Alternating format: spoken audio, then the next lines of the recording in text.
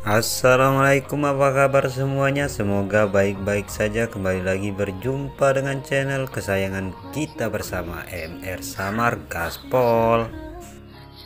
Bagi teman-teman yang baru bergabung di channel ini, tolong dibantu like, komen, dan subscribe agar Mimin lebih bersemangat untuk membuat konten-konten lainnya. Yuhu, di sini Mimin akan kembali bercerita tentang pertarungan Tang Sanzan in the Gang melawan leluhur klan naga di dalam film animasi Shinji Season 5.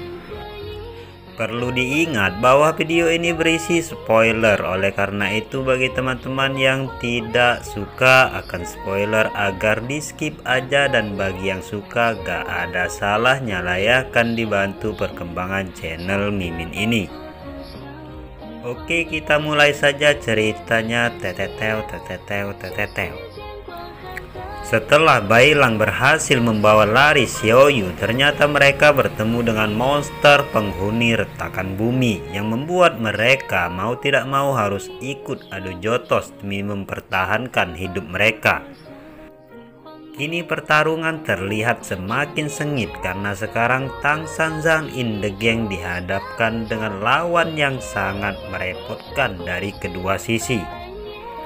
Terlihat leluhur klan naga sekarang mengeluarkan jurus combo petir dan api yang sangat dahsyat. Namun Wuqing tak mau kalah dengan mengeluarkan jurus badai pasirnya sehingga dapat memadamkan jurus api dari leluhur klan naga tersebut.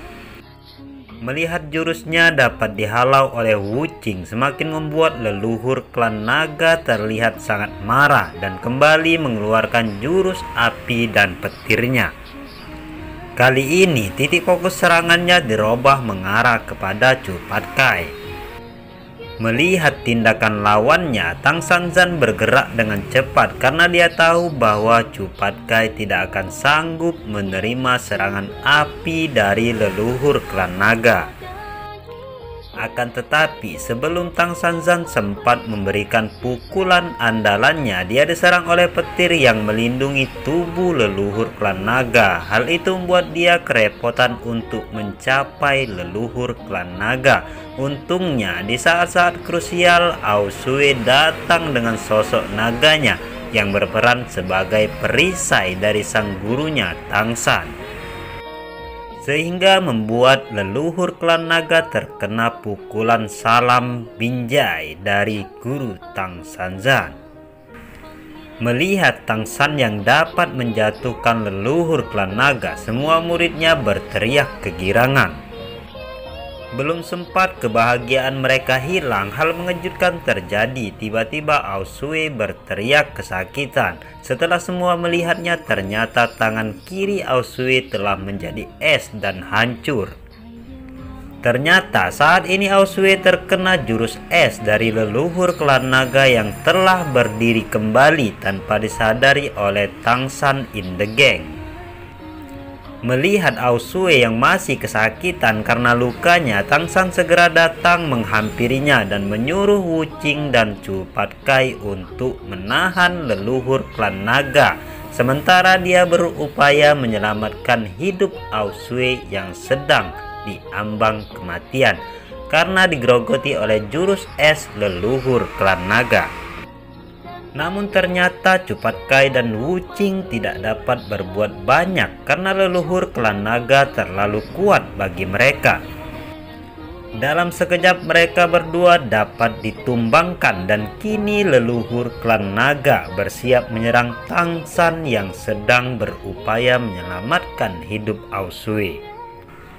Belum sempat leluhur klan naga mendaratkan serangannya, Tang San dengan sigap memberikan pukulan balik kepadanya dan berhasil menghindari serangan leluhur klan naga tersebut. Sedangkan Ao Sui terpental ke kejauhan di ambang kematiannya. Dia melihat teman lamanya Tian Yao Shao. Percakapan pun terjadi, motivasi demi motivasi disampaikan Tian Yao Shao. Dia mencoba memberikan semangat hidup kepada Ao Sui agar dapat melakukan banyak hal baik dalam kehidupannya. Dan hal terakhir yang dapat Tian Shao lakukan sekarang adalah memberi kekuatannya untuk yang terakhir kalinya. Di sisi lain, sekarang kelompok Tang San in the Gang mulai terlihat kewalahan menghadapi leluhur klan naga saat ini. Di saat-saat kritis, hal mengejutkan kembali terjadi. Terlihat kini Aosue telah kembali bangkit dari ambang kematiannya, dan sekarang dia mencoba menyerang leluhur klan naga dengan jurus barunya, yaitu Jiwa Naga Emas. Setelah berhasil menangkap leluhur klan naga, Aosue berteriak kepada Tang San, "Maaf untuk semua hal yang telah kulakukan kepadamu, aku minta maaf." Setelahnya, Aosue pun membawa leluhur klan naga terjun ke celah retakan bumi. Melihat tindakan Aosue yang terlihat heroik itu, Tang San tidak dapat menerimanya. Lalu dengan cepat dia pun melompat ke celah retakan bumi tersebut untuk menyelamatkan Aosue.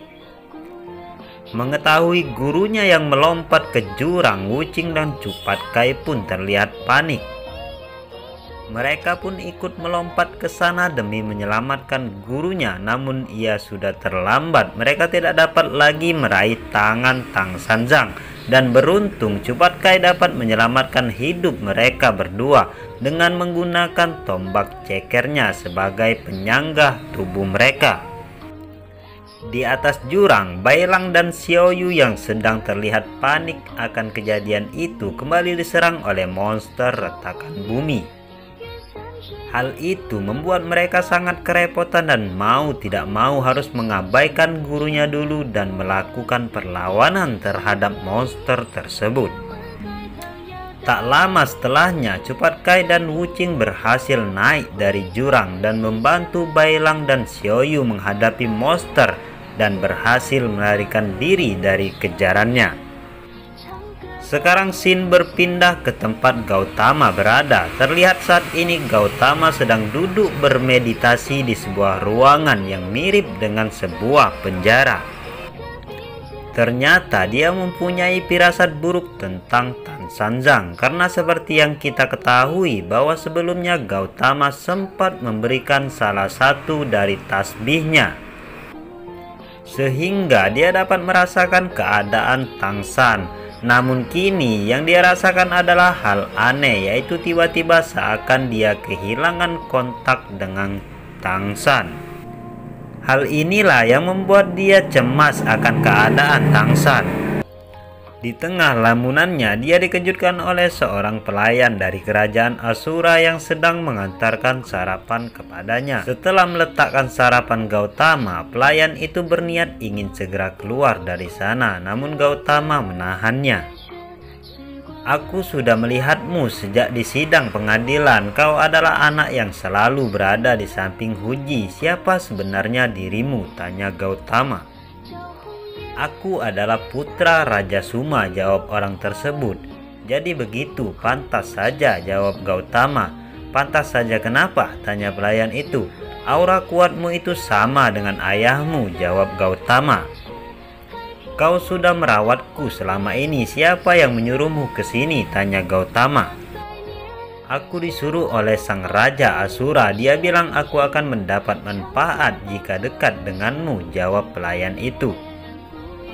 "Hahaha, ternyata Raja Asura pandai bercanda," ujar Gautama. "Aku dikurung di sini tidak tahu sampai kapan. Jika aku keluar dari sini, aku akan diburu oleh Raja Asura. Sekarang aku tidak tahu apa yang akan aku lakukan di sini. Jadi tidak terlalu buruk kalau kau mau menemaniku di sini," ujar Gautama.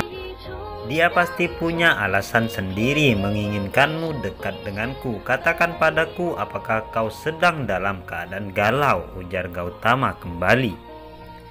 "Aku akan bertarung melawan saudaraku di arena dan hanya satu yang akan keluar sebagai pemenang. Aku dengar kalimat yang kau katakan pada saat pengadilan dan karena itu aku merasa bingung," ujar pelayan yang ternyata anak raja tersebut. "Apa kau sudah bertekad untuk menjadi sebagai kesatria Asura?" tanya Gautama. Tentu saja setiap Asura akan bangga ketika dia menjadi seorang kesatria. Tentu saja aku juga ingin menjadi kesatria, jawab anak itu. Masih ada banyak jalan dari yang saat ini kau ikuti. Kau menjadi bingung setelah mendengar kata-kataku, dan kau menjadi ragu untuk menghabisi saudaramu sendiri. Jangan biarkan sistem ini merenggut hati nuranimu. Kau bisa terus ke sini dan kita akan terus membahas tentang dirimu, ujar Gautama. Aku tidak akan pernah berniat menjadi muridmu, jawab anak itu. Aku yakin tidak akan apa-apa kalau kita menjadi teman, sama seperti ayahmu yang merupakan temanku juga, jawab Gautama. Film pun berakhir. Kalau rame kita akan lanjutkan pada hari berikutnya. Mudah-mudahan dapat menghibur kita semua. Bagi yang suka tolong dibantu perkembangan channel Mimin ini dengan like, komen, dan subscribe. Oke, bye-bye.